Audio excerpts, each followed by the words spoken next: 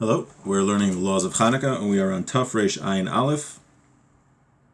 Hey, 671.5, and today we will start discussing where does one place the menorah on Hanukkah. So let's begin. Ner Hanukkah, manicho al Pesach hasamach l'shus harabim. So we're going to learn that the way one lights the Hanukkah menorah in Israel is really the preferred way, but in the United States and outside of Israel, we do not light it that way. So in Israel, what they do, and this is really the preferred way, is that one should light the menorah outside, close to the public thoroughfare. From your entrance, so it should be right by your door, outside, where the entrance to the thoroughfare, the public road. If your house opens right to the thoroughfare, that's where you should put the menorah. And if you have a courtyard, you should put it at the front of the courtyard. The way houses used to be, and if you go to Menorah, you can still see some places like this, is you have a courtyard, and in the courtyard you have many houses. That's a very, very common thing that they used to have. So there, what you would do, instead of putting the menorah outside your house, you would put the menorah outside of the courtyard, where the courtyard goes to the public place. Now, the idea is, with all of this, is that the mitzvah of Hanukkah is for Persumei Nisa, that we should publicize the miracle that happened to the Jewish people in those times. So we light the menorah next to the public place so we can publicize this miracle. V'im hayadar ba'aliyah, let's say you live on an upper floor or in someone's attic, maybe you rent a room, she'ein lo pesach pasuach l'shus harabim, and you don't have an opening to a public place, menicho bechalon, you should put the menorah in the window, hasamach l'shus harabim, a window which faces a public street. Ubeshas hasakana, in a time of danger, used to be especially, the Jewish people we've had many times in our history where it was dangerous to show your Judaism. It used to be in Europe on Christmas, Jews knew not to go outside because if they went outside, they risked getting murdered, the women would get raped. It was very common throughout Christian Europe.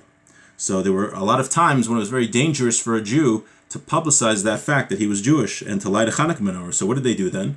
In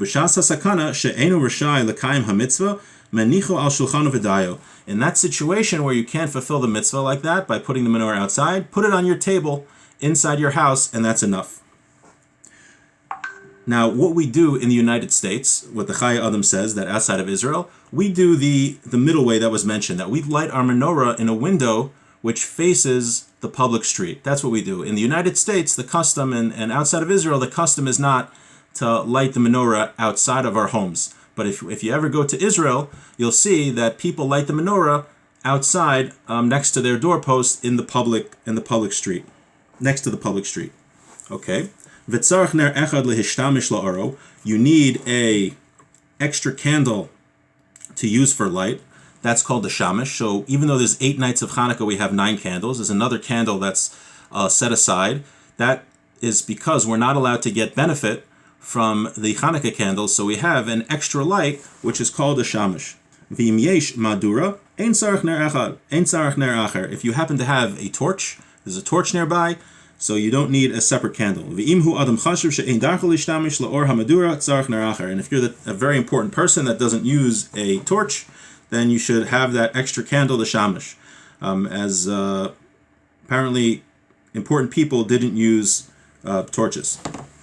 Okay. Let's see the Mishnah Berurah. Like we said, the reason that we would light the menorah, preferably outside, is to publicize the miracle of Hanukkah. Just explaining what we said before, that if you live in a courtyard, so you wouldn't light the menorah next to your house at the entrance to the courtyard, but you would light between the entrance between the courtyard and the public thoroughfare. Now, this was the case where you lived in a upper floor, you rented a room from somebody, and you don't have a door to a public place. It only goes into the house. So in that case, we said that you light the menorah by a window that's in a public place. And that's what we do today. We light, for those listening who are in the United States, we light the menorah by a window that faces the public place. We make this other candle to make it recognizable that we're not lighting these Hanukkah candles because we need light, but we're lighting them just for the mitzvah, because there's a prohibition that one should not gain any benefit from the Hanukkah candles, the Hanukkah lights. They are just to publicize the miracle.